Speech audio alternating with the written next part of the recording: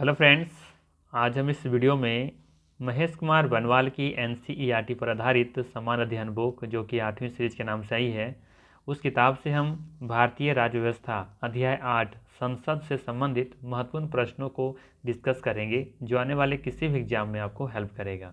इससे पहले ऑलरेडी हमने 7 अध्याय करा रखा है। इन सभी वीडियो का लिंक डिस्क्रिप्शन में दिया हुआ है। साथ ही साथ ध्यान दीजिएगा, इससे पहले ऑलरेडी हमने प्राचीन भारत, मध्यकालीन भारत और आधुनिक भारत से संबंधित महत्वपूर्ण अध्याय को हमने कवर कर लिया है। इन सभी वीडियो का लिंक डिस्क्रिप्शन में दिया हुआ है या फिर प्ले लिस्ट में जाके आप देख सकते हैं। ठीक, तो चलिए फिर शुरू करते हैं और देखते हैं आज का पहला सवाल।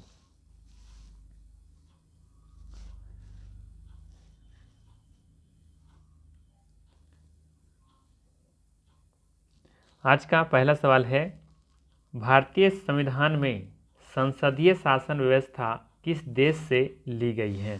बताना है भारतीय संविधान में संसदीय शासन व्यवस्था किस देश से ली गई है।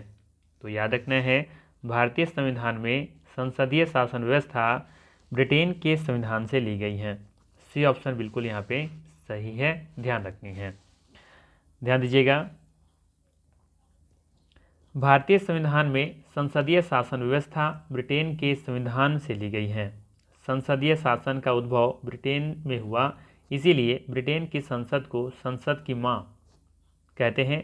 वेस्टमिंस्टर मॉडल शासन की एक लोकतांत्रिक संसदीय व्यवस्था है जो सैकड़ों वर्षों में ब्रिटेन में विकसित हुई। इस व्यवस्था का नाम लंदन के पैलेस ऑफ वेस्टमिंस्टर पर आधारित है, जहां पर ब्रिटेन की संसद स्थित है। इसीलिए वेस्टमिंस्टर का अर्थ है कि सरकार का स्वरूप कैसा है, संसदीय है।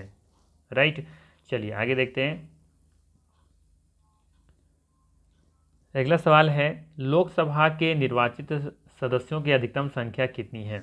बताना है लोकसभा के निर्वाचित सदस्यों की अधिकतम संख्या कितनी है। ध्यान दीजिएगा, निर्वाचित पूछा है आपसे, कितने निर्वाचित किए जाते हैं। तो ध्यान रखना है, सही आंसर होगा यहाँ पे ऑप्शन नंबर डी, 550। अधिकतम पूछा है ना आपसे, अधिकतम कितने निर्वाचित किए जाते हैं? 550 और 2 मनोनीत किए जाते हैं। ठीक है, ध्यान दीजिएगा,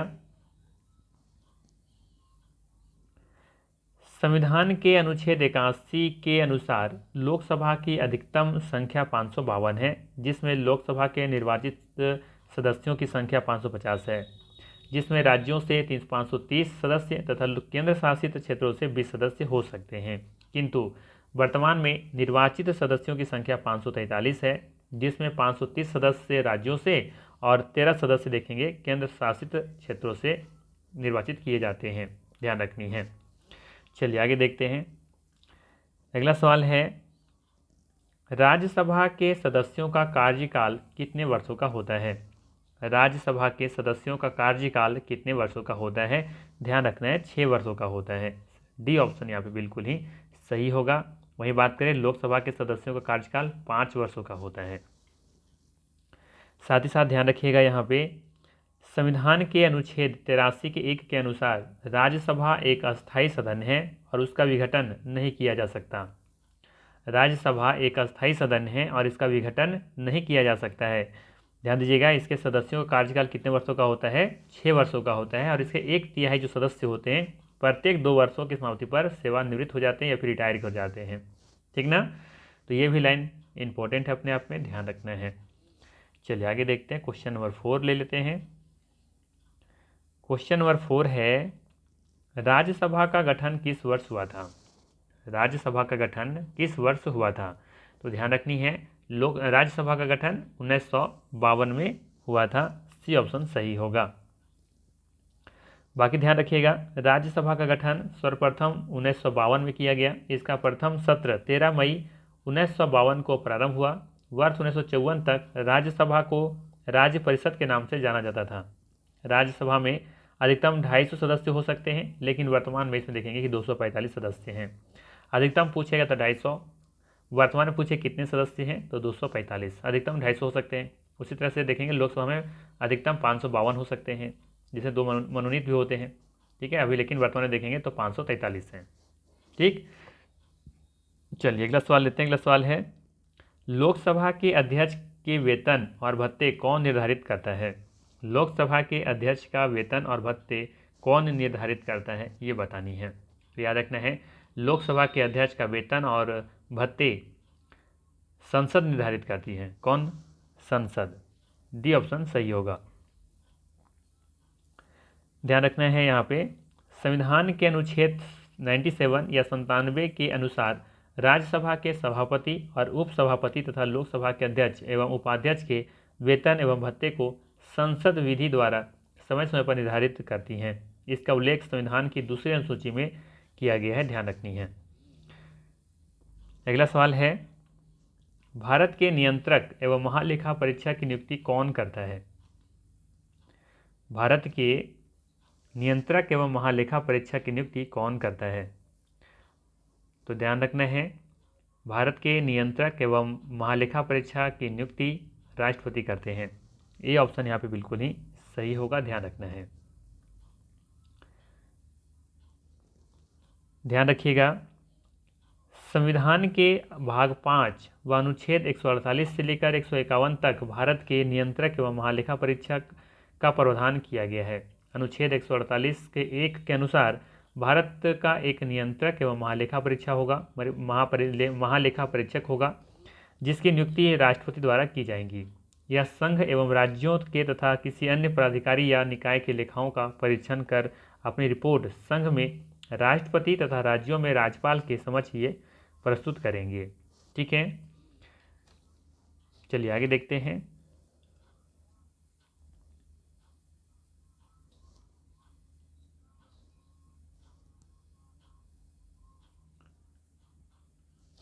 सवाल है, भारत के नियंत्रक एवं महालेखा परीक्षक की रिपोर्ट की समीक्षा करने वाली संसदीय समिति है। कौन है?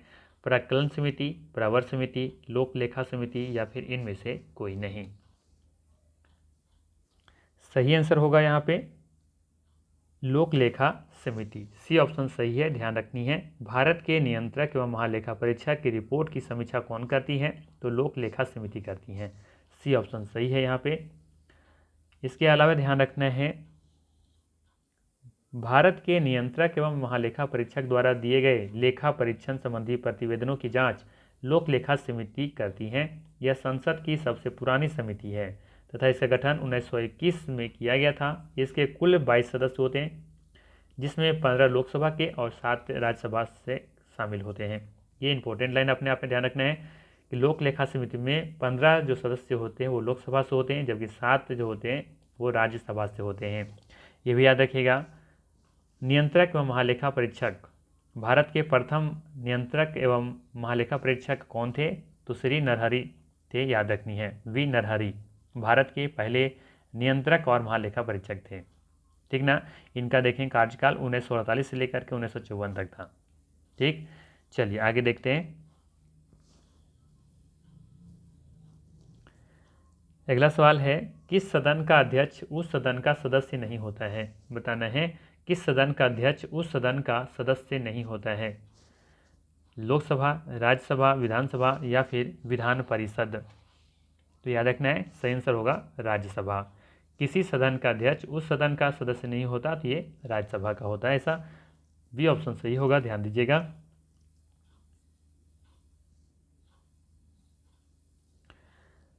दे रखा है यहाँ पे, राज्यसभा का अध्यक्ष या सभापति राज्यसभा का सदस्य नहीं होता है। अनुच्छेद 64 के अनुसार उपराष्ट्रपति राज्यसभा का पदेन सभापति होते हैं।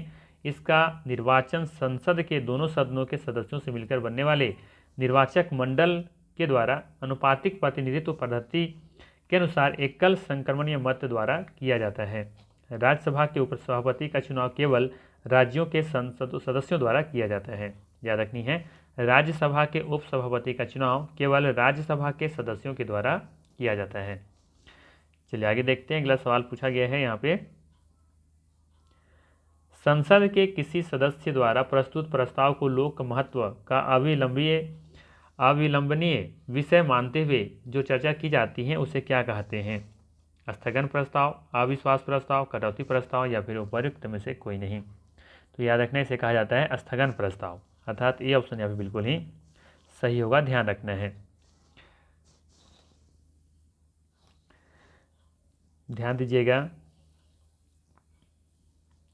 स्थगन प्रस्ताव प्रस्तुत करने का मूल्य उद्देश्य लोक महत्व के अविलंबनीय विषयों पर संसद के किसी सदस्य द्वारा किसी भी सदन में लाया जा सकता है, किंतु इस प्रस्ताव को कम से कम 50 सदस्यों की सहमति तथा अध्यक्ष की अनुमति से ही लाया जा सकता है, जिसके तहत सदन की नियमित कार्यवाही को स्थगित करके इस पर चर्चा कराई जाती है। इस प्रस्ताव पर कम से कम 2.5 घंटे तक चर्चा होना आवश्यक है। ठीक है, ध्यान रखना है यहाँ पे, इस पर कम से कम तो 2.5 घंटा चर्चा होनी चाहिए और यहाँ पे अध्यक्ष की अनुमति होना जरूरी है अगर ये प्रस्ताव लानी है तो। चलिए आगे देखते हैं।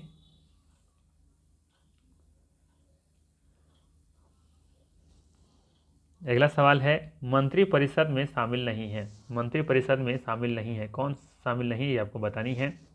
कैबिनेट मंत्री, राज्य मंत्री, कैबिनेट सचिव, स्वतंत्र प्रभार मंत्री।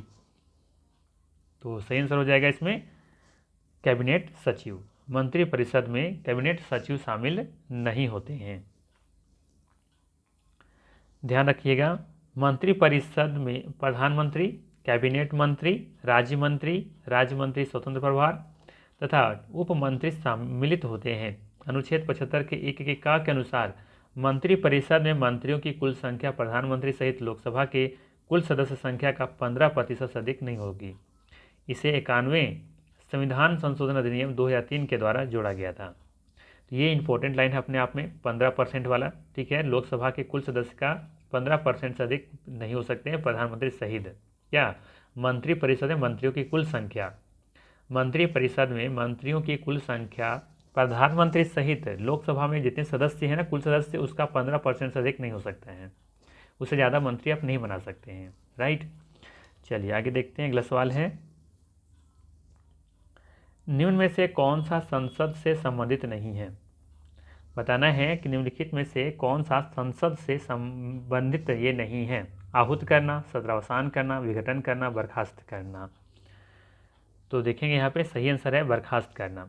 ये संसद से संबंधित शब्द नहीं है। बर्खास्त करना, आहूत करना, सत्रावसान करना, विघटन करना, ये तीनों हैं। ध्यान दीजिएगा, बर्खास्त करना भारत की संसदीय शब्दावली से संबंधित नहीं है। संविधान के अनुच्छेद 85 के अनुसार राष्ट्रपति समय समय पर संसद के प्रत्येक सदन को अधिवेशन के लिए आहूत करेगा, उनके अधिवेशनों का सत्रावसान करेगा और लोकसभा का विघटन कर सकेगा। ठीक है, लेकिन ये बर्खास्त करना ऐसी शब्दावली संसद में नहीं है, ध्यान रखनी है। चलिए आगे देखते हैं। अगला सवाल है लोकसभा में किसी विधेयक को धन विधेयक के रूप में कौन प्रमाणित करता है। राष्ट्रपति, वित्त मंत्री, प्रधानमंत्री, लोकसभा का अध्यक्ष। अच्छा सवाल है, पूछा गया है लोकसभा में किसी विधेयक को धन विधेयक के रूप में कौन प्रमाणित करेगा। राष्ट्रपति, वित्त मंत्री, प्रधानमंत्री या फिर लोकसभा का अध्यक्ष। तो सही आंसर हो जाएगा लोकसभा का अध्यक्ष। ध्यान रखना है, लोकसभा में लोकसभा का अध्यक्ष ये तय करेंगे कि धन विधेयक के रूप में ये है या नहीं है। ध्यान दीजिएगा,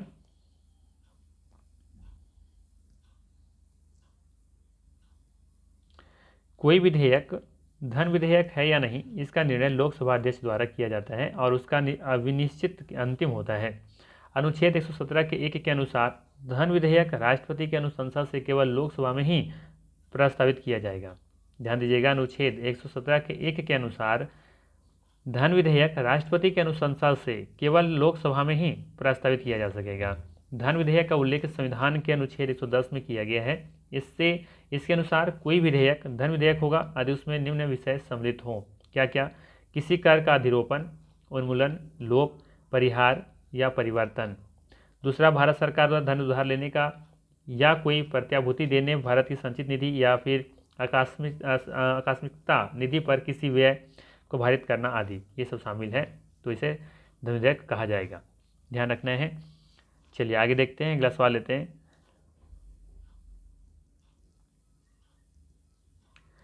अगला सवाल है प्राक्कलन समिति संसद के किस सदन के सदस्यों से गठित की जाती है। बताना है प्राक्कलन समिति संसद के किस सदन के सदस्यों से गठित की जाती हैं। तो याद रखना है लोकसभा के सदस्यों से, लोकसभा के सदस्यों से। बी ऑप्शन सही होगा। प्राक्कलन समिति संसद के लोकसभा के सदस्यों के द्वारा ये गठित की जाती है, बी ऑप्शन सही है। ध्यान दीजिएगा, प्राक्कलन समिति एक अस्थायी एवं सबसे बड़ी संसदीय समिति है जिसमें 30 सदस्य होते हैं। इस समिति के सभी सदस्य लोकसभा से चुने जाते हैं तथा इसका अध्यक्ष इन्हीं सदस्यों में से लोकसभा अध्यक्ष के द्वारा नियुक्त किया जाता है। यह समिति सरकार द्वारा प्रस्तुत बजट का गहन परीक्षण करती है तथा आवश्यक उपचारात्मक आर्थिक उपाय एवं प्रशासनिक सुधारों से संबंधित सुझाव देती हैं। अगला सवाल है, संसद के किसी सदन में मुख्य विपक्षी दल की मान्यता प्राप्त करने के लिए उस दल के कितने सदस्य होने चाहिए? संसद के किसी सदन में मुख्य विपक्षी दल की मान्यता प्राप्त करने के लिए उस दल के कितने सदस्य होने चाहिए? संसद की कुल सदस्य संख्या का 2/3, सदस्य की कुल संख्या का 1/3, या फिर सदन की कुल सदस्य संख्या का 1/6वां भाग, या फिर सदन का कुल सदस्य संख्या का 1/10वां भाग। तो सही आंसर हो जाएगा सदन की कुल सदस्य संख्या का 1/10वां भाग। डी ऑप्शन सही होगा, ध्यान रखनी है। ध्यान दीजिएगा, लोकसभा में विपक्ष की भूमिका भी उतना ही महत्वपूर्ण होती है जितना कि सत्ता पक्ष की होती है। संसद के दोनों सदनों में विपक्षी दल होता है। विपक्ष का दर्जा उस पार्टी या दल को दिया जाता है जिसकी सदस्य संख्या उस सदन के 1/10वां भाग के बराबर होना चाहिए। लोकसभा में 55 सदस्य और राज्यसभा में 25 सदस्य होना आवश्यक है। विपक्ष होने के लिए लोकसभा में 55 सीट होना चाहिए उनके पास और राज्यसभा में 25 सदस्य होना चाहिए विपक्ष होने के लिए। ठीक है, और विपक्ष होना बहुत ज़रूरी है किसी भी लोकतांत्रिक देश में कह सकते हैं। ठीक ना, चलिए आगे देखते हैं। अगला है, अनुच्छेद 108 के अंतर्गत लोकसभा और राज्यसभा की संयुक्त बैठक आहूत की जाती हैं। किनके द्वारा की जाती हैं? आर्टिकल 108 के अंतर्गत लोकसभा और राज्यसभा की संयुक्त बैठक आहूत किसके द्वारा की जाती है? ये आपको बतानी है। तो याद रखना, ये राष्ट्रपति के द्वारा होगा। ये ऑप्शन सही है, ध्यान दीजिएगा। संविधान के अनुच्छेद 108 में संयुक्त अधिवेशन का प्रावधान किया गया है। जब किसी साधारण विधेयक पर दोनों सदनों के बीच असहमति के कारण गतिरोध उत्पन्न हो जाता है तो राष्ट्रपति को यह शक्ति प्राप्त हुआ है कि वह विधेयक पर विचार करने और मतदान करने के लिए दोनों सदनों का संयुक्त अधिवेशन बुलाए। संयुक्त अधिवेशन की अध्यक्षता लोकसभा का अध्यक्ष करता है। ठीक है, संयुक्त अधिवेशन का यह भी सवाल पूछा जाता है कि संयुक्त अधिवेशन की अध्यक्षता कौन करते हैं? तो ये लोकसभा के अध्यक्ष करते हैं। यहाँ से सवाल पूछे गए हैं, ध्यान रखना है। चलिए अगला सवाल लेते हैं। अगला सवाल है, संसद की लोक लेखा समिति का अध्यक्ष नियुक्त किया जाता है। संसद की लोक लेखा समिति का अध्यक्ष नियुक्त किनके द्वारा किया जाता है? आसान सा सवाल है, लोकसभा अध्यक्ष के द्वारा। ध्यान रखना है, संसद की लोक लेखा समिति का अध्यक्ष नियुक्त किनके द्वारा किया जाएगा? लोकसभा अध्यक्ष के द्वारा। ये ऑप्शन यहाँ पे सही है, ध्यान रखनी है।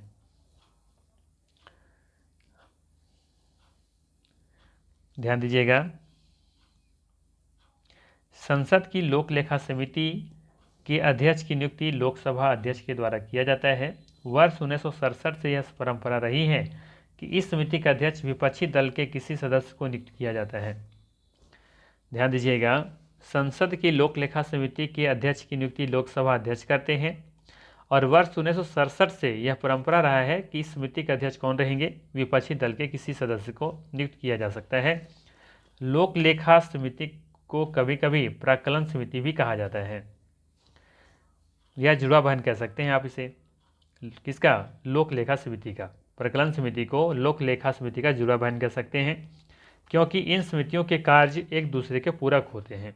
प्राक्कलन समिति सार्वजनिक व्यय के अनुमानों को संबंध में कार्य करती हैं और लोक लेखा समिति सरकार के व्यय के लिए सदन द्वारा प्रदान की गई राशियों का विनियोग दर्शाने वाले लेखाओं की जांच करती हैं, जिसका उद्देश्य यह सुनिश्चित करना होता है कि धन उसी मदद में खर्च हुआ है जिसके लिए उसे प्रदान किया गया था।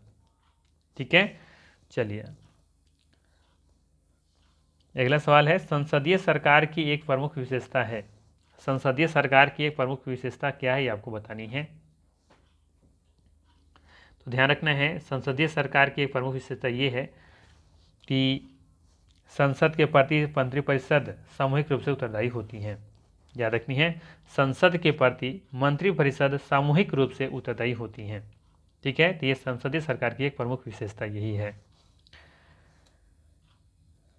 चलिए आगे देखते हैं।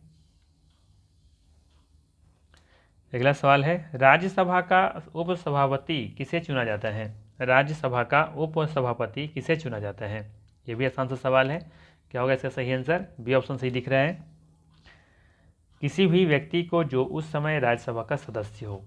राज्यसभा का उपसभापति किसे चुना जाता है? तो जो किसी भी व्यक्ति को जो उस समय राज्यसभा का सदस्य हो। ध्यान दीजिएगा, संविधान के अनुच्छेद 89 के 2 के अनुसार राज्यसभा अथाशीर्घ अपने किसी सदस्य को उपसभापति ड्यूटी चेयरमैन चुनेगी। जब उपसभापति का पद रिक्त हो तो राज्यसभा किसी अन्य सदस्य को उपसभापति चुनेगी। ठीक है, चलिए आगे देखते हैं। अगला सवाल लेते हैं 19 नंबर। अगला सवाल है, केंद्रीय विधानमंडल का अध्यक्ष बनने वाले पहले भारतीय कौन थे? बताना है, केंद्रीय विधानमंडल का अध्यक्ष बनने वाले पहले भारतीय कौन थे? तो याद रखनी है, केंद्रीय विश्वविद्यालय का अध्यक्ष बनने वाले पहले भारतीय विट्ठल भाई पटेल थे। सी ऑप्शन यहाँ पे बिल्कुल ही सही होगा, ध्यान रखनी है। ध्यान दीजिएगा, केंद्रीय विधानमंडल का गठन 1921 ईस्वी में हुआ था। 1925 ईस्वी में विट्ठल भाई पटेल इसके प्रथम भारतीय अध्यक्ष निर्वाचित हुए थे, जबकि इसके प्रथम अध्यक्ष वर्ष 1921 ईस्वी में फ्रेडरिक वाइट थे। ठीक है, तो दोनों पॉइंट यहाँ पे याद रखिएगा। चलिए आगे देखते हैं। यदि संसद किसी विशिष्ट उद्देश्य के लिए कोई समिति नियुक्त करे तो उसे क्या कहेंगे? यदि संसद किसी विशिष्ट उद्देश्य के लिए कोई समिति नियुक्त करती है तो उसे क्या कहेंगे? तो उसे कहेंगे तदर्थ समिति, अर्थात बी ऑप्शन यहाँ पे सही होगा, ध्यान रखनी है। ध्यान दीजिएगा, संसद द्वारा किसी विशिष्ट उद्देश्य के लिए जो समिति गठित की जाती है उसे अस्थायी या फिर तदर्थ समिति कहते हैं। ये समितियां दो प्रकार की होती हैं, एक होता है प्रवर और दूसरा होता है संयुक्त प्रवर समिति। इसका गठन किसी विशेष विधेयक पर विचार करने के लिए किया जाता है। दूसरा जांच समिति, इसका गठन किसी विशिष्ट मामलों की जांच करने के लिए किया जाता है, जैसे स्टॉक मार्केट घोटाला, बोफोर्स तोप आदि। जब इन समितियों गठन का उद्देश्य पूर्ण हो जाता है तो ये अपने प्रतिवेदन संसद में प्रस्तुत कर देती हैं, तत्पश्चात इनका अस्तित्व क्या हो जाता है? स्वतः ही समाप्त हो जाता है। ठीक है ना, चलिए आगे देखते हैं। निम्न में से कौन सा प्रस्ताव संघीय बजट से संबंधित है? बताना है, निम्नलिखित में से कौन सा बजट संघीय बजट से संबंधित है? तो याद रखनी है, कटौती प्रस्ताव ये संघीय बजट से संबंधित है। सी ऑप्शन सही होगा, ध्यान रखनी है। ध्यान दीजिएगा, कटौती प्रस्ताव संघीय बजट से संबंधित है। यह प्रस्ताव विपक्ष द्वारा सरकार के अनुदान की मांगों में कटौती के उद्देश्य से लोकसभा में प्रस्तुत किया जाता है। यह 3 प्रकार की होती हैं, एक तो होता है नीतिगत कटौती, दूसरा होता है आर्थिक कटौती और तीसरा होता है सांकेतिक कटौती, जिसे टोकन कट भी कहते हैं। ठीक है, चलिए आगे देखते हैं। अगला है, लोकसभा की कार्यवाही आयोजित करने के लिए अपेक्षित गणपूर्ति कोरम क्या है? दिए गए ऑप्शन में बताना है, लोकसभा के कार्यवाही करने के लिए अपेक्षित जो गणपूर्ति है या फिर कोरम है वो कितना होता है? तो याद रखना है 1/10वां भाग। सी ऑप्शन यहाँ पे सही होगा, ध्यान रखनी है। यहाँ ये भी ध्यान में रखना है कि संसद के किसी सदन में मुख्य विपक्षी दल की मान्यता प्राप्त करने के लिए भी सदन की कुल संख्या सदस्य का 1/10वां भाग जरूरी होता है। ठीक ना, तो वहाँ भी 1/10 ही आंसर था और यहाँ भी 1/10वां भाग ही आंसर है, ध्यान रखना है। चलिए अगला सवाल लेते हैं।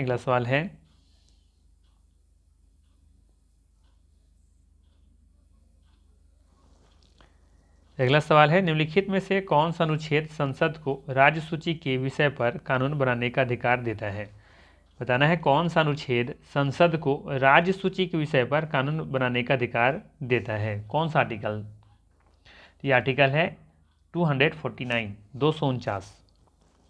ठीक है, ध्यान रखिएगा, 249 जो अनुच्छेद आपका है ना 249, ये संसद को राज्य सूची के जो विषय होते हैं उस पर कानून बनाने का अधिकार देता है।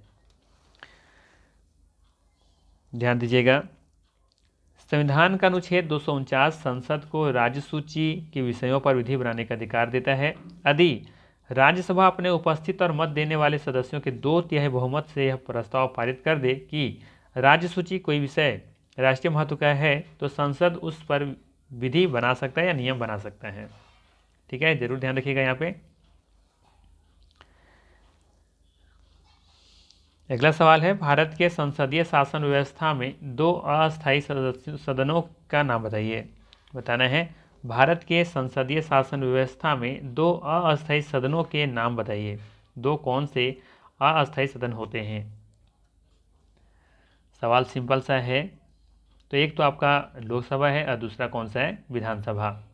राज्यों के जो विधानसभा होते हैं ये दोनों क्या होते हैं? अस्थायी होते हैं, क्योंकि ये एक समय पूरा होने पर ये विघटन हो जाते हैं। तो इसका सही आंसर क्या हो जाएगा? Option number D. ध्यान दीजिएगा, भारत के संघीय शासन व्यवस्था में दो अस्थायी सदनों के नाम लोकसभा एवं विधानसभा है। भारत में संसदीय शासन व्यवस्था ब्रिटेन से ली गई है तथा यह केंद्र एवं राज्यों दोनों पर समान रूप से लागू होती हैं। मंत्रिपरिषद केंद्र में लोकसभा के एवं राज्यों में विधानसभा के प्रति सामूहिक रूप से उत्तरदायी होती हैं। याद रखना है, मंत्रिपरिषद केंद्र में लोकसभा के प्रति और राज्यों में विधानसभा के प्रति सामूहिक रूप से उत्तरदायी होती हैं। इन दोनों सदनों का कार्यकाल इनकी प्रथम बैठक की तारीख से लेकर के 5 वर्ष तक होता है। ध्यान रखना है, इन दोनों सदनों का कार्यकाल कितना होता है? इनकी प्रथम जो बैठक होती है वहाँ से लेकर के 5 वर्ष तक होती है। 5 वर्ष की अवधि की समाप्ति होते ही लोकसभा एवं विधानसभा का भंग कर दिया जाता है, जबकि राज्यसभा एवं विधान जो परिषद होते हैं वो क्या होते हैं? अस्थायी सदन होते हैं। जिसे देखेंगे लोकसभा में ये संसद में से अपर हाउस भी कहते हैं। विधान जो आपका राज्यसभा होता है, राज्यसभा को क्या कहा जाता है? Upper house. ध्यान रखिएगा। चलिए अगला सवाल लेते हैं।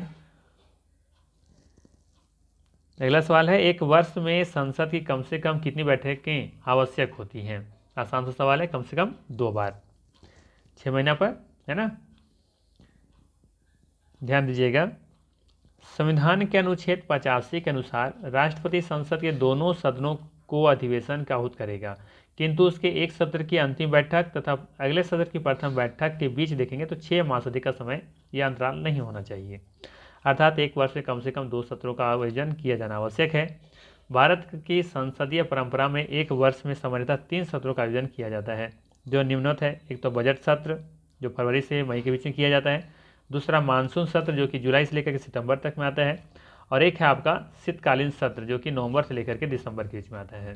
तो देखेंगे भारत में बजट ये जो आपका सत्र जो होते हैं 3 सत्रों का आयोजन किया जाता है। बजट सत्र, मानसून सत्र और शीतकालीन सत्र। इनका पीरियड भी आपको याद रखनी चाहिए। बजट सत्र है फरवरी से लेकर के मई तक और मानसून सत्र है जुलाई से लेकर के सितंबर तक, जबकि शीतकालीन सत्र है नवंबर से लेकर के दिसंबर तक। ठीक, चलिए आगे देखते हैं। भारत में किसकी स्वीकृति के बिना कोई भी सरकारी व्यय नहीं किया जा सकता है? भारत में किसकी स्वीकृति के बिना कोई भी सरकारी व्यय नहीं किया जा सकता है? ध्यान रखते हैं, संसद इसका सही आंसर है। संसद के स्वीकृति के बिना कोई भी सरकारी व्यय नहीं किया जा सकता है। ये ऑप्शन सही है, ध्यान रखना है। ये भी ध्यान रखिएगा, भारत में संसद की अनुमति के बिना कोई भी सरकारी व्यय नहीं किया जा सकता है। विनियोग विधेयक का उल्लेख अनुच्छेद 114 के 1 में किया गया है। इसके अनुसार भारत की संचित निधि में से कोई धन संसद द्वारा विधि के प्राधिकार के बिना नहीं निकाला जा सकता है। इसके लिए लोकसभा में एक विधेयक पारित किया जाता है, जिसमें लोकसभा द्वारा स्वीकृत अनुदानों की सभी मांगें तथा संचित निधि पर भारित व्यय सम्मिलित होते हैं। याद रखनी है। अगला सवाल है, करों और सरकारी कार्यों के निर्वाह से केंद्र सरकार को प्राप्त संपूर्ण राजस्व किस निधि में रखा जाता है? अच्छा सवाल है, करों और सरकारी कार्यों के निर्वाह से केंद्र सरकार को प्राप्त संपूर्ण राजस्व किस निधि में रखा जाता है? तो यह भारत की संचित निधि में रखा जाता है, अर्थात सी ऑप्शन सही है। यहाँ पे ध्यान रखनी है, भारत की संचित निधि का उल्लेख संविधान के अनुच्छेद 266 के अंतर्गत किया गया है। आकस्मिकता निधि एवं राज्यों के लिए धन के आवंटन के अतिरिक्त भारत सरकार का राजस्व या उसके द्वारा लिए गए करों आदि से जो भी धन प्राप्त होगा उसके एक संचित निधि बनेगी, जिसे भारत की संचित निधि के नाम से जाना जाएगा। विधि के प्राधिकार के बिना संचित निधि से कोई भी धन निकाला नहीं जा सकता है। ठीक है, चलिए सवाल नंबर 28 यहाँ पे है। सवाल है, निम्नलिखित में से कौन सा एक कथन सत्य है? बताना है कौन सा कथन एक यहाँ पे सत्य है। पहला दे रखा है, धन विधेयक राज्यसभा में प्रस्तावित किया जाता है। धन विधेयक राज्यसभा में प्रस्तावित किया जाता है, ऐसा नहीं है। ध्यान रखना है, ये राष्ट्रपति की अनुमति के बाद सिर्फ ये लोकसभा में ही प्रस्तावित किया जा सकता है। ठीक है, ये कथन गलत है। दूसरा दे रखा है, धन विधेयक संसद के दोनों सदनों में से किसी में भी प्रस्तावित किया जा सकता है, ये भी कथन गलत है। हमने कहा ना कि राष्ट्रपति के मंजूरी के बाद इसे सिर्फ लोकसभा में प्रस्तुत किया जा सकता है। सी कथन है कि धन विधेयक लोकसभा में प्रस्तावित नहीं किया जा सकता है, ये कथन भी गलत है। धन विधेयक देखेंगे लोकसभा में ही प्रस्तावित किया जा सकता है। डी कथन दे रखा है, धन विधेयक केवल लोकसभा में प्रस्तावित किया जा सकता है, यही कथन यहाँ पे सही है। ठीक है ना, चलिए आगे देख लेते हैं इसमें क्या दे रखा है। संविधान के अनुच्छेद 109 के 1 के अनुसार धन विधेयक, इसे मनी बिल भी कहते हैं, राज्यसभा में प्रस्तावित नहीं किया जा सकता है। धन विधेयक राष्ट्रपति की पूर्व अनुमति के पश्चात ही केवल लोकसभा में प्रस्तावित किया जा सकता है। ठीक है, लोकसभा द्वारा धन विधेयक को पारित करने के पश्चात राज्यसभा को उसकी सिफारिशों के लिए भेजा जाता है। राज्यसभा विधेयक की प्राप्ति की तारीख से 14 दिन की अवधि के अंदर अपनी सिफारिशों सहित यदि कोई हो तो लोकसभा को लौटा देती हैं। लोकसभा राज्यसभा की किसी एक या सभी सिफारिशों को स्वीकार या अस्वीकार कर सकती हैं। ध्यान रखिएगा, लोकसभा राज्यसभा की किसी एक या सभी सिफारिशों को अस्वीकार या फिर अस्वीकार कर सकती हैं। ठीक है, और ये भी ध्यान रखना है, राज्यसभा के विधेयक की प्राप्ति की तारीख से 14 दिन की अवधि के अंदर अपनी सिफारिश सहित यदि कोई है तो लोकसभा को ये लौटा देती हैं 14 दिन के अंदर। चलिए अगला सवाल लेते हैं। सवाल नंबर है 29। सवाल है, संसद अंतर्राष्ट्रीय संधियों को भारत के किस भाग या संपूर्ण भारत में लागू करने के लिए कोई भी कानून बना सकती हैं? संसद अंतर्राष्ट्रीय संधियों को भारत के किसी भाग या संपूर्ण भारत में लागू करने के लिए कोई भी कानून बना सकती हैं। सभी राज्यों की सहमति से, बहुसंख्य राज्यों की सहमति से, या फिर संबंधित राज्यों की सहमति से, या फिर बिना किसी राज्य की सहमति से। तो याद रखना है, संसद अंतर्राष्ट्रीय संधियों को भारत के किसी भाग या संपूर्ण भारत में लागू करने के लिए कोई भी कानून बना सकता है बिना किसी राज्य की सहमति से। यहाँ पे राज्यों की सहमति की आवश्यकता नहीं होती है अगर ये मुद्दा बात करें पूरे भारत के लिए लागू होती है तो। ठीक है, तो इसे किसी भी राज्य की इसमें इंटरफेयर की ज़रूरत नहीं होती है, उसका अनुमति की आवश्यकता नहीं होती है। सवाल है यहाँ पे अगला ले लेते हैं।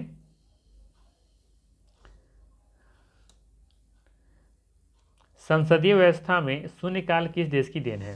संसदीय व्यवस्था में शून्यकाल किस देश की देन है? तो ये भारत की देन है। संसदीय व्यवस्था में शून्यकाल भारत की ये देन है, ध्यान रखना है, कंफ्यूज नहीं होना, ये ऑप्शन सही है। यहाँ पे ध्यान दीजिएगा, इंपॉर्टेंट लाइन है यहाँ दे रखा है, संसद के दोनों सदनों में प्रश्नकाल के ठीक बाद 12 बजे से प्रारंभ होने के कारण इसे शून्यकाल के नाम से जाना जाता है। इसमें कोई संसद सदस्य बिना किसी पूर्व सूचना के लोक महत्व का कोई भी प्रश्न उठा सकता है। शून्यकाल को वर्ष 1962 में भारतीय संसदीय प्रक्रिया में सम्मिलित किया गया। ठीक है, 1962 में से सम्मिलित किया गया था, ध्यान रखना है। और ये प्रश्नकाल का जो होता है ना, ये प्रश्नकाल के ठीक बाद जो समय होता है 12 बजे से लेकर के देखिए 1 बजे तक शायद होता है ये, तो इसी के दौरान जो काल होता है उसे शून्यकाल कहा जाता है। और इसमें कोई भी संसद सदस्य जो होता है बिना किसी पूर्व सूचना के लोक महत्व का कोई प्रश्न उठा सकता है। ऐसे 1962 में से जोड़ा गया था या सम्मिलित किया गया था। चलिए आगे देखते हैं, अगला सवाल लेते हैं। अगला सवाल है, निम्नलिखित में से कौन सा एक व्यय भारत की संचित निधि पर भारित नहीं होता है? बताना है, निम्नलिखित में से कौन सा एक व्यय भारत की संचित निधि पर भारित नहीं होता है? तो याद रखना है, भारत के प्रधानमंत्री के वेतन और भत्ते, अर्थात सी ऑप्शन यहाँ पे सही होगा। ध्यान रखना है, ध्यान दीजिएगा, संविधान के अनुच्छेद 112(3) के अनुसार भारत की संचित निधि पर भारित व्यय होगा राष्ट्रपति, राज्यसभा के सभापति और उपसभापति तथा लोकसभा के अध्यक्ष एवं उपाध्यक्ष, उच्चतम न्यायालय के न्यायाधीशों तथा भारत के नियंत्रक व महालेखा परीक्षक के वेतन एवं भत्ते, जबकि भारत के प्रधानमंत्री के वेतन एवं भत्ते संसद विधि द्वारा निर्धारित करती हैं। याद रखनी है, भारत के प्रधानमंत्री का जो वेतन होता है और जो भत्ते होते हैं वो संसद विधि के द्वारा निर्धारित की जाती हैं। ठीक है, जबकि यहाँ पर देखेंगे कि संविधान के अनुच्छेद 112(3) के अनुसार भारत की जो संचित निधि पर भारत व्यय किसका किसका होगा, तो राष्ट्रपति का होगा, राज्यसभा के सभापति का होगा, उपसभापति का भी होगा, लोकसभा के अध्यक्ष और उपाध्यक्ष का होगा, उच्चतम न्यायालय के न्यायाधीशों का भी होगा और भारत के जो नियंत्रक और महालेखा परीक्षक होते हैं उनके वेतन और भत्ते होंगे। ठीक, चलिए आगे देखते हैं। अगला सवाल है, आसान सा सवाल पूछा जा रहा है कि लोकसभा का पहला आम चुनाव कब हुआ था, तो ये हुआ था 1952 में। राइट, ध्यान रख सकते हैं यहाँ पे लोकसभा का प्रथम आम चुनाव 25 अक्टूबर 1951 से लेकर के 21 फरवरी 1952 तक, ये लगभग 4 महीने तक चला था। इसमें 489 स्थानों के लिए चुनाव हुए थे। जीवी मांगवलंकर लोकसभा के प्रथम अध्यक्ष चुने गए थे। अगला सवाल रहेगा आपके लिए, प्रोटेम स्पीकर सामान्यतः किससे नियुक्त किया जाता है। प्रोटेम स्पीकर जो होते हैं ना, बताना है कि सामान्यतः किससे नियुक्त किया जाता है। तो याद रखना है, नवनिर्वाचित लोकसभा के वरिष्ठतम जो सदस्य में से कोई एक को किया जाता है, अर्थात सी ऑप्शन यहाँ पे बिल्कुल ही सही होगा, ध्यान रखनी है। नवनिर्वाचित लोकसभा के वरिष्ठतम जो सदस्यों में से किसी भी एक सदस्य को किया जाएगा। चलिए अगला सवाल लेते हैं, संसद सदस्य बनने हेतु न्यूनतम उम्र क्या है, तो ये 25 वर्ष है। ठीक है, 25 वर्ष।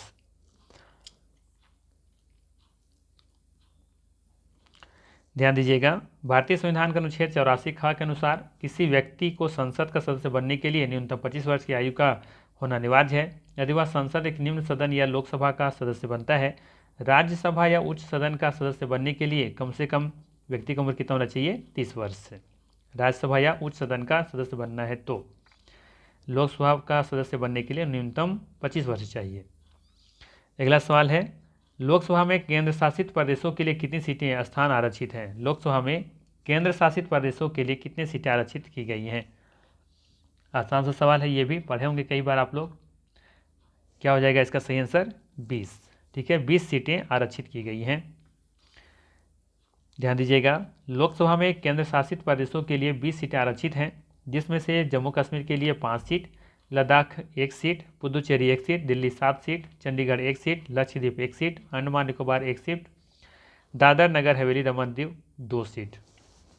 ठीक है, तो यहाँ पे देखेंगे सबसे ज़्यादा सीट किनके पास है, दिल्ली के पास है 7 सीट और उसके बाद जम्मू कश्मीर के पास 5 सीट। तो 7 5 12 तो 2 ही मिला करके हो गए, बाकी सबके पास 1 1 सीट है और सिर्फ देखेंगे कि दादर नगर हवेली और दमन और दीव के पास 2 सीट है। ठीक है, एक्चुअली में देखेंगे कि दादर नगर हवेली और दमन और दीव दोनों पहले अलग केंद्र शासित प्रदेश थे, लेकिन दोनों को 2020 में मर्ज कर दिया गया, एक बना दिया गया। दोनों की जो कैपिटल है वो दमन को बनाया गया है। तो यहाँ पे दोनों के पास 1 1 सीट था, तो मिला करके 2 सीट हो गए। ठीक है, तो ऐसे भी याद रख सकते हैं, दोनों के एक ही है, दादर नगर हवेली के पास 1 और दमन और दीव के पास 1, तो 2 हो गया। तो सबके पास 1 1 सीट है, बस दिल्ली में देखेंगे सर्वाधिक है 7 सीट और जम्मू कश्मीर के पास उसके बाद दूसरे नंबर पर है 5 सीट। ठीक है, आसान हो जाएगा याद करना आपके लिए। चलिए अगला दे रखा है कि निम्नलिखित कथनों पर विचार कीजिए।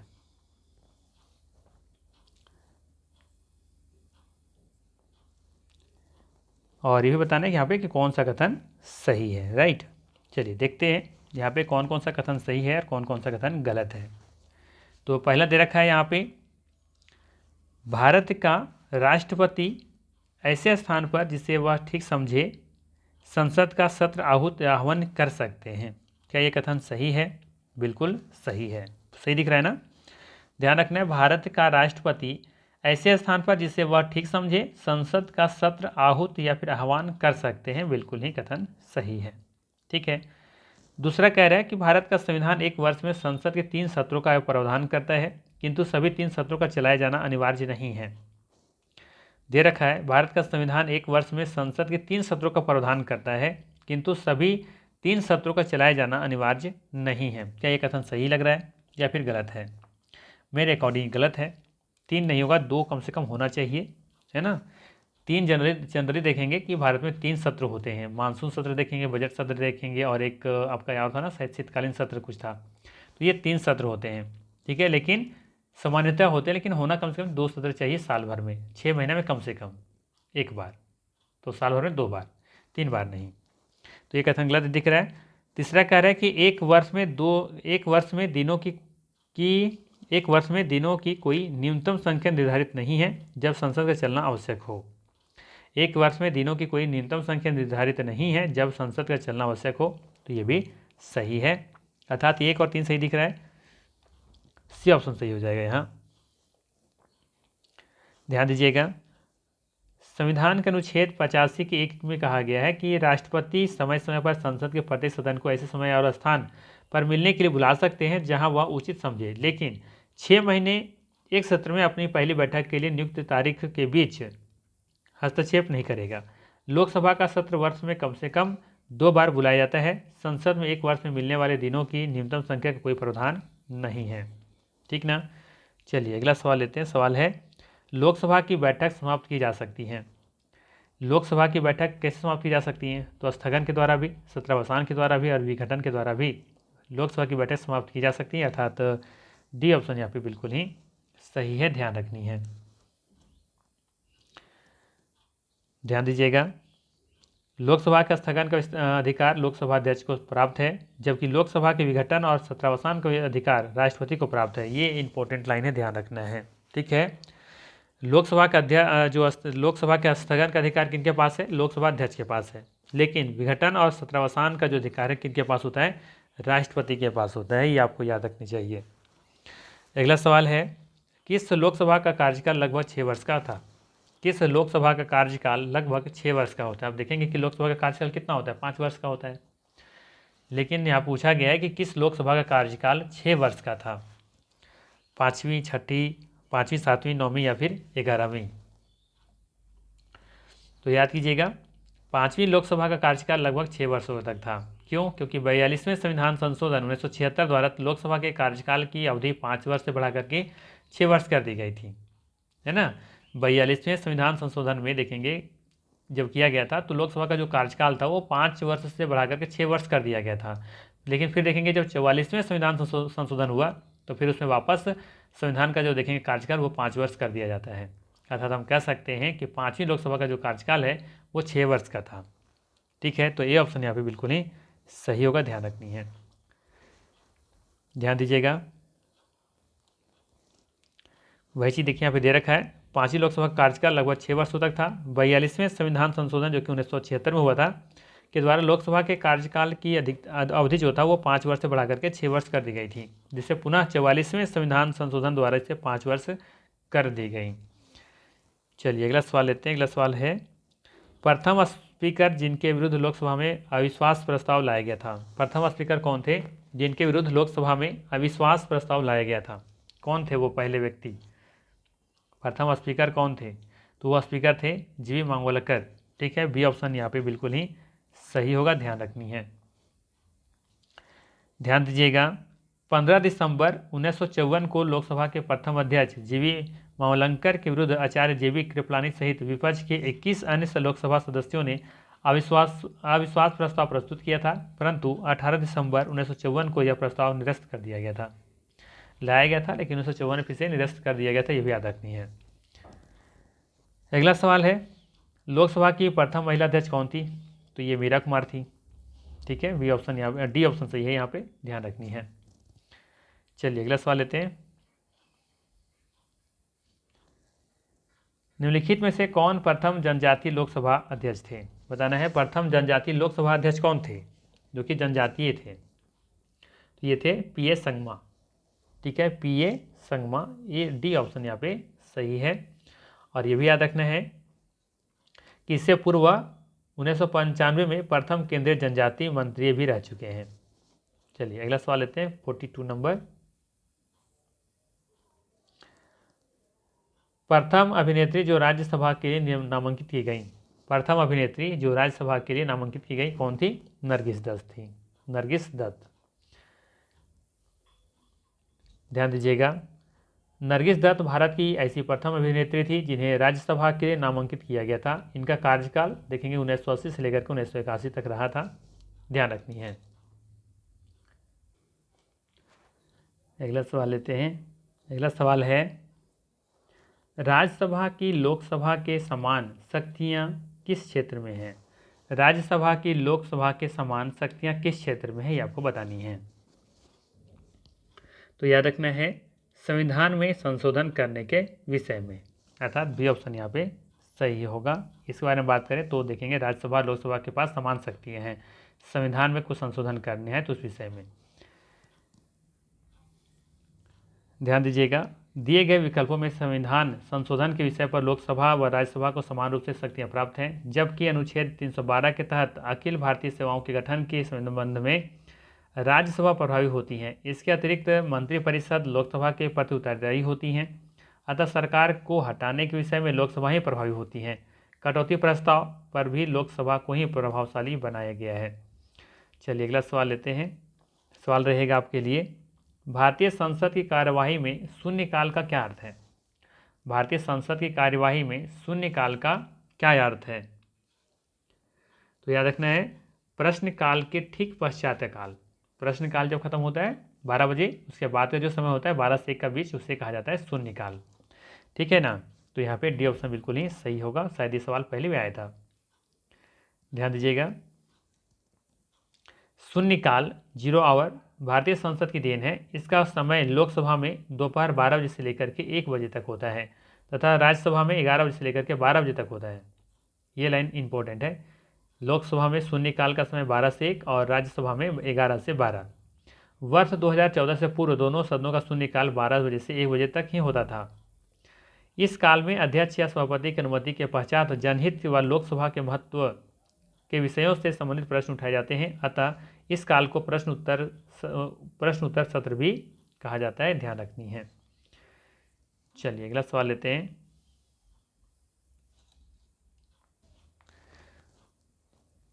सवाल है, निम्नलिखित में से किस पर गतिरोध दूर करने हेतु लोकसभा और राज्यसभा की संयुक्त बैठक हो सकती है? बताना है निम्नलिखित में से किस पर गतिरोध दूर करने हेतु लोकसभा और राज्यसभा का संयुक्त बैठक हो सकती हैं। तो ये साधारण विधेयक पर देखेंगे कि ये संयुक्त बैठक हो सकती हैं। याद रखना है संविधान के अनुच्छेद 108 के अनुसार संसद के दोनों सदनों की संयुक्त बैठक का प्रावधान है। किसी साधारण विधेयक के विषय पर दोनों सदनों के मध्य गतिरोध होने पर संविधान में संयुक्त बैठक का प्रावधान किया गया है। लोकसभा के सदस्यों की संख्या राज्यसभा के सदस्यों से अधिक होने पर के कारण प्रायः लोकसभा अधिक प्रभावी रहती है, ठीक है। यह ध्यान दीजिएगा, अच्छा लाइन लिखा हुआ है यहाँ पे कि लोकसभा के सदस्यों की संख्या राज्यसभा के सदस्यों से अधिक होने के कारण प्रायः लोकसभा अधिक प्रभावी रहती हैं, ठीक है ना। चलिए अगला सवाल देखते हैं। सवाल है, आकस्मिकता निधि की राष्ट्रपति कैसे व्यय कर सकते हैं? आकस्मिकता जो निधि होती है ना, बताना है उसमें कि राष्ट्रपति कैसे उसको खर्च कर सकते हैं, कैसे व्यय कर सकते हैं। तो ये संसदीय स्वीकृति के बाद, अर्थात बी ऑप्शन बिल्कुल यहाँ पे सही होगा, ध्यान रखनी है। अगला सवाल है, लोकसभा द्वारा पारित धन विधेयक राज्यसभा द्वारा भी पारित मान लिया जाएगा यदि राज्यसभा द्वारा उससे कोई कार्रवाई नहीं की जाती है। कितने दिनों तक? 14 दिनों तक। 14 दिन तक यदि कोई रिप्लाई नहीं करता है तो ये मान लिया जाता है कि ये राज्यसभा द्वारा भी पारित हो चुका है, ठीक है। 14 दिन के अंदर तक उसे पारित कर देना होता है, नहीं होता है तो ये स्वतः ही मान लिया जाता है कि राज्यसभा द्वारा भी ये पारित हो चुका है, ठीक है। तो ये यहाँ पे देखेंगे बी ऑप्शन बिल्कुल ही सही होगा, ध्यान दीजिएगा। अनुच्छेद 109 के अंतर्गत किसी भी धन विधेयक को केवल लोकसभा में ही प्रस्तुत किया जा सकता है। लोकसभा इस विधेयक को विशेष बहुमत उपस्थिति तथा मत देने वाले सदस्यों का 213 बहुमत से पारित कर राज्यसभा में प्रेषित करती है। राज्यसभा इस विधेयक को अधिकतम 14 दिनों तक रोक सकती है। राज्यसभा द्वारा विधेयक 14 दिनों के भीतर वापस न करने की स्थिति में स्वतः राज्यसभा से पारित ये मान लिया जाता है, ठीक। अगला सवाल है, निम्नलिखित प्रस्तावों में से किसका संबंध संघीय बजट से है? बताना है निम्नलिखित प्रस्तावों में से किसका संबंध संघीय बजट से है। तो यहाँ पे दिए गए ऑप्शन बताना है निंदा प्रस्ताव, ध्यानाकर्षण प्रस्ताव, कटौती प्रस्ताव या फिर स्थगन प्रस्ताव। क्या हो जाएगा? कटौती प्रस्ताव। सी ऑप्शन सही होगा। कटौती प्रस्ताव का संबंध संसदीय बजट सत्र से है, माफ कीजिएगा, संसदीय ये संघीय बजट से है, जबकि निंदा प्रस्ताव, स्थगन प्रस्ताव और ध्यानाकर्षण प्रस्ताव का संबंध संसद की कार्यवाही से है। ठीक, याद रखना है, कटौती प्रस्ताव का संबंध संघीय बजट से है, जबकि निंदा प्रस्ताव, स्थगन प्रस्ताव और ध्यानाकर्षण जो प्रस्ताव होता है वो संसद की कार्यवाही से संबंधित होता है। चलिए अगला सवाल लेते हैं। अगला सवाल है, व्यय का अनुमान किस रूप में भारतीय संसद के समक्ष रखा जाता है? व्यय का अनुमान किस रूप में भारतीय संसद के समक्ष रखा जाता है? तो याद रखना है अतिरिक्त अनुदान, अर्थात बी ऑप्शन यहाँ पे सही होगा।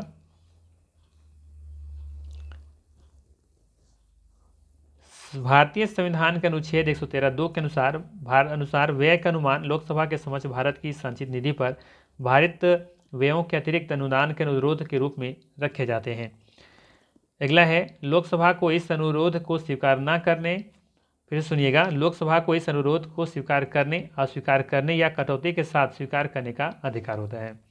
लोकसभा को इस अनुरोध को स्वीकार करने, अस्वीकार करने या फिर कटौती के साथ स्वीकार करने का अधिकार होता है। चलिए अगला सवाल लेते हैं। इधर दे रखा है सूची 1, इधर दे रखा है सूची 2। ठीक है, मिलानी है, मैच करनी है।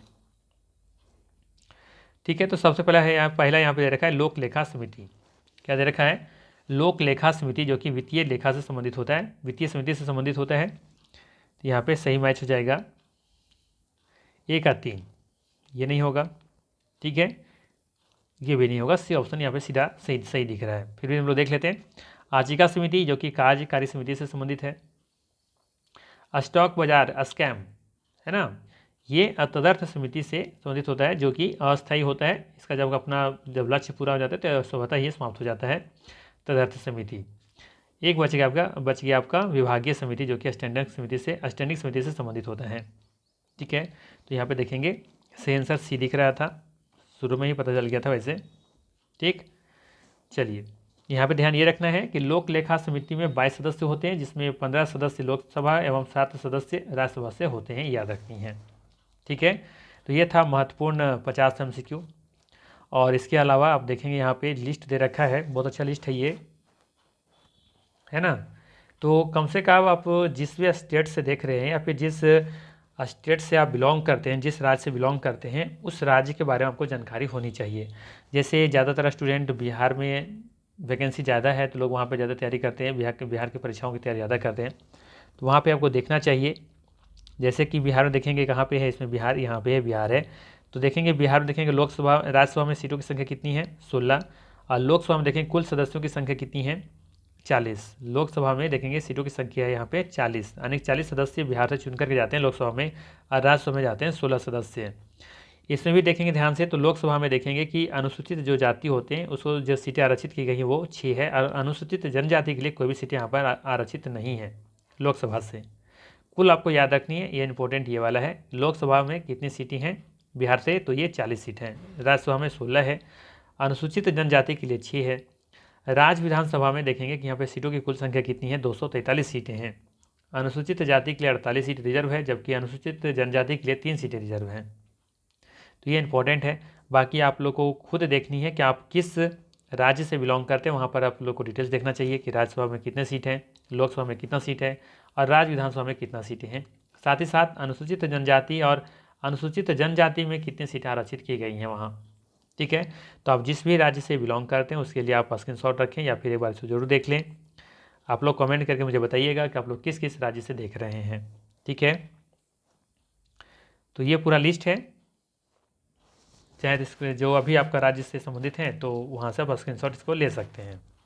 ठीक है, तो ये था महत्वपूर्ण 50 MCQ। अगर वीडियो अच्छा लगा हो तो लाइक ज़रूर कीजिएगा, चैनल पर नए हैं तो सब्सक्राइब कर लीजिएगा। बाकी मिलते हैं फिर हम लोग इसी तरह के नेक्स्ट वीडियो में। Thanks for watching.